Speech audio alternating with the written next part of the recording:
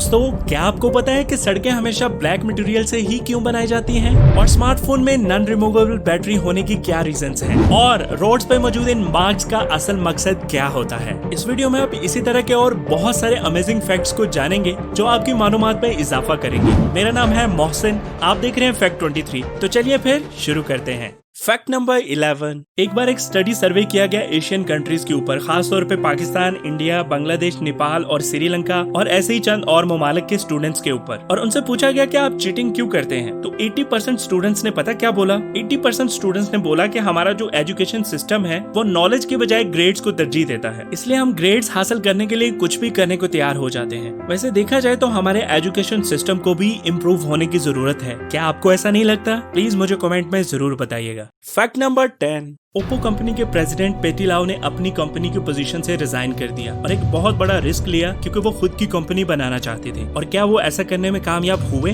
और क्या ये उनका सही डिसीजन था?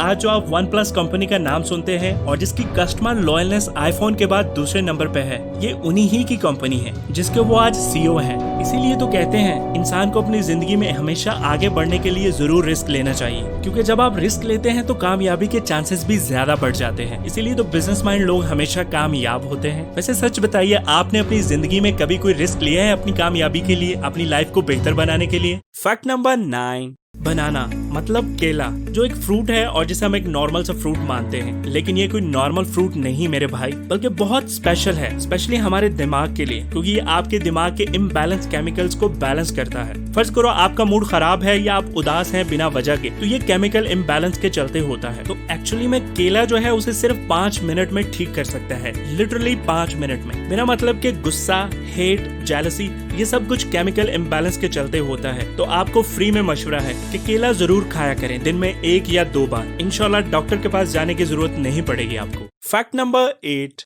ये जो पोलर बियर्स होते हैं, इसे हम जस्ट नॉर्मल सा बियर मानते हैं कि ये जस्ट बर्फ के ऊपर रहता है, पर आपको बता दूं ये इससे भी कुछ ज्यादा एक्स्ट्रा ऑर्डिनरी होता है, क्योंकि एक पोलर बियर एक बार में बिना रुके वो ठंडे पानी में 96 किलोमीटर तक तैर सकता है, बिना रुके। तो आप उसकी ताकत का अंदाजा लगा सकते हैं कि वो कितना पावरफुल होगा, कि जो बियर बिना रुके 96 किलोमीटर तक तैर सकता हो तो उसकी ताकत कितनी ज्यादा होगी। अगर इस मामले में देखा जाए तो ये बियर नॉर्मल बियर से भी ज्यादा ताकतवर है। Fact number 7। ये सड़कें जो होती हैं ये हमेशा ब्लैक ही क्यों होती हैं? ब्लू, येलो या रेड भी तो हो सकती थी, या किसी और कलर में भी तो हो सकती थी, पर आखिर ये ब्लैक ही क्यों होती हैं? आपको शायद पता ना हो, पर जिस मटेरियल से ये सड़कें बनाई जाती हैं उसे एस्फाल्ट कहते हैं, जिसका मतलब ये काले वाली सड़कें होता है। अब आपका ये सवाल होना चाहिए कि कंक्रीट से भी तो सड़कें बनाई जा सकती हैं, लेकिन ये जो एस्फाल्ट होता है ये बहुत इको फ्रेंडली होता है और आसानी से रिसाइकल हो जाता है। मतलब आपके घर के पास जो एस्फाल्ट रोड है, भले ही वो 5 साल पुराना हो, इवन के 10 या 20 साल ही पुराना क्यों ना हो, पर आप फिर भी उसे रिसाइकल कर सकते हैं। आपको उसे मशीन में डालना है और गलाकर उसे आप फिर से इस्तेमाल कर सकते हैं। मतलब ये कि एस्फाल्ट जितना भी पुराना क्यों ना हो जाए, पर फिर भी वो इस्तेमाल में लाया जा सकता है, जबकि कंक्रीट में ऐसा नहीं होता। इसीलिए रोड्स इसी मटेरियल के बनाए जाते हैं। दूसरा ये कि एस्फाल्ट बहुत ज्यादा वजनी गाड़ियों का वेट भी आसानी से सह सकता है और एक्सट्रीम टेम्परेचर पे भी उसे कोई फर्क नहीं पड़ता। तीसरा, कंक्रीट बहुत महंगा पड़ता है और उसके मुकाबले में एस्फाल्ट बहुत ज्यादा सस्ता पड़ता है। और भले ही ये एस्फाल्ट सस्ता पड़ता हो, लेकिन वैल्यू के मुकाबले में ये बहुत हाई रैंक रखता है कंक्रीट से। यही वजह है कि कंक्रीट सिर्फ गलियों में डाला जाता है, क्योंकि वो बहुत महंगा होता है, और एस्फाल्ट जो है वो बहुत लंबे लंबे रोड्स को बनाने के लिए इस्तेमाल होता है, क्योंकि वो सस्ता पड़ता है। सो इसलिए हमेशा याद रखिए, जो सड़कें होती हैं इसलिए ब्लैक होती हैं एस्फाल्ट के चलते। Fact number 6। जापान में जो पुलिस है वो किसी चोर को पकड़ने के लिए ऑरेंज बॉल का इस्तेमाल करती है। अब आप सोच रहे होंगे कि ऐसा कैसे मुमकिन है, तो सुनो। जब पुलिस की गाड़ी किसी चोर का पीछा कर रही होती है तो उसी दौरान वो ऑरेंज बॉल उस गाड़ी के ऊपर फेंक देती है। फर्ज करो वो गाड़ी पुलिस की नजरों से ओझल भी हो जाए, तो वहाँ के लोग उस गाड़ी को आइडेंटिफाई कर लेते हैं और वो भी उसे पकड़ने की कोशिश करते हैं, जिससे पुलिस का काम और भी आसान हो जाता है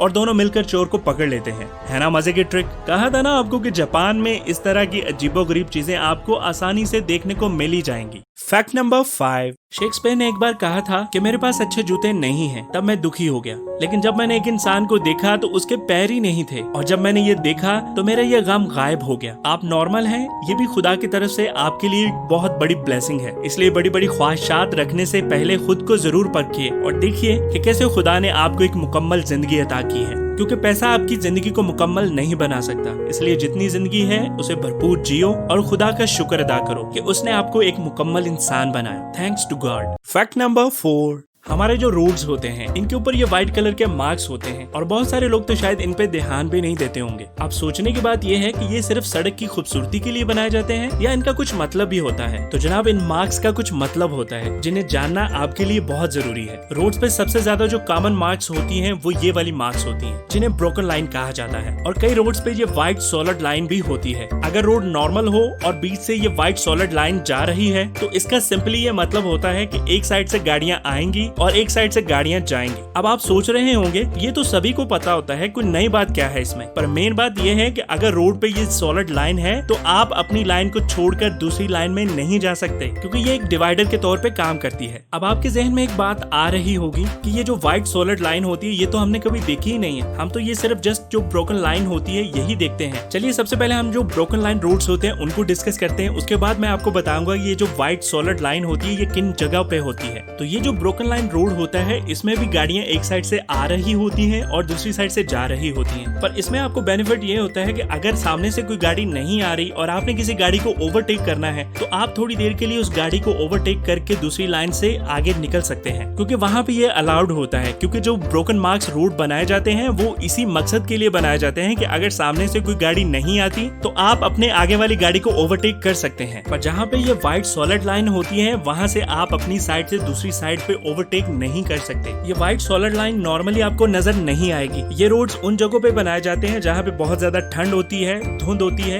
या ऐसा ही कोई मौसम होता है, क्योंकि ऐसे मौसम में सामने से आने वाली गाड़ियां आसानी से नहीं दिख पाती और अगर ऐसी सूरत में आप गाड़ी को ओवरटेक करते हैं तो सामने से आने वाली गाड़ी के साथ आपके एक्सीडेंट होने के चांसेस ज्यादा हो जाते हैं। इसलिए ये सॉलिड लाइन का इस्तेमाल खास ऐसी जगहों के लिए किया जाता है जैसे कि मरी, नारायण कागान, अयूबिया वगैरह। और जो नॉर्मली रोड्स होते हैं वहाँ पे इस तरह की कोई भी लाइन नहीं होती। उम्मीद है अब आपको इन लाइंस की समझ आ गई होगी। फैक्ट नंबर 3, ये बहुत ही मस्त साइकोलॉजिकल फैक्ट है। वो ये कि अगर आपने किसी से अपना काम निकलवाना हो, लाइक आपके फैमिली मेंबर्स या आपके फ्रेंड्स वगैरह, तो यूजुअली आप उन्हें कहते हैं कि यार ये काम कर दो। तो होता क्या है कि adding but you are free to refuse after a verbal request can double your chances of getting what you want. मतलब ये कि अगर आपने किसी से काम करने के लिए बोला है और साथ ही आप अगर उसे ये कह देते हो कि तुम्हारी मर्जी है कि अगर तुम इनकार करना चाहो तो भी कर सकते हो, वैसे अगर तुम ये काम कर दोगे तो आपकी बड़ी मेहरबानी है, पर ये लाजमी नहीं है। तो उससे ये होता है कि आपके काम करने के जो चांसेस होते हैं, मतलब आपके काम होने के जो चांसेस होते हैं वो डबल हो जाते हैं। ये एक बहुत ही मस्त साइकोलॉजिकल फैक्ट है। वैसे मेरे साथ भी अक्सर ये होता है, जब कभी मैंने अपनी फैमिली मेंबर्स को कोई बात करनी हो तो मैं इसी तरह के कुछ टैक्टिक्स अपनाता हूँ जिससे जो है वो मेरा काम बन जाता है। आप भी ये जरूर करके देखिएगा, पर किसी अच्छे मकसद के लिए, ठीक है।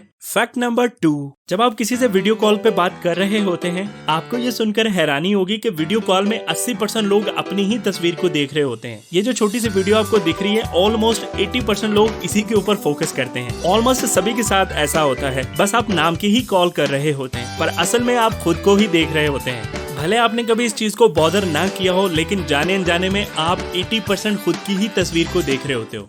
अगला फैक्ट बताने से पहले अगर आपने मेरे चैनल को सब्सक्राइब नहीं किया तो प्लीज इसको सब्सक्राइब कर दीजिए और बेल आइकॉन भी प्रेस कर दीजिए, जिससे ये होगा कि आपको हर आने वाली वीडियो का नोटिफिकेशन सबसे पहले मिलेगा। Thank you. फैक्ट नंबर 1, आपको याद होगा जब आप छोटे थे तब का जो फोन होता था, मतलब मैं स्मार्टफोन की बात नहीं कर रहा क्योंकि तब तो स्मार्टफोन होते ही नहीं थे, या होते भी होंगे तो बहुत रेयर है। तो क्या होता था कि इन फोन्स की जो बैटरी होती थी वो रिमूवेबल बैटरी होती थी और जब भी बैटरी किसी वजह से खराब हो जाती थी तो हम नई बैटरी लगा लेते थे। पर आजकल इतने महंगे महंगे यानी 2 लाख 3 लाख 4 लाख तक के स्मार्टफोन आ रहे हैं, लेकिन इनकी बैटरी जो होती है वो नॉन रिमूवेबल होती है। तो इसमें रिमूवेबल बैटरी का फीचर क्यों नहीं है? काफी लोग ये कहते हैं कि कंपनीज अपने स्मार्टफोन को ज्यादा से ज्यादा सेल कर पाएं, क्योंकि जब कभी बैटरी का कोई इश्यू हो तो लोग बैटरी के बजाय फोन ही नया खरीद लें, इसलिए वो कंपनीज ऐसा करती हैं।